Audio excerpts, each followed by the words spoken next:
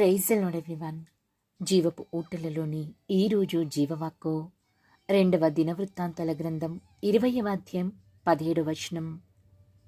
మీరు యుద్ధ పంక్తులు తీర్చి నిలువబడుడి, మీతో కూడనున్న యెహోవా దయచేయు రక్షణను మీరు చూచెదరు.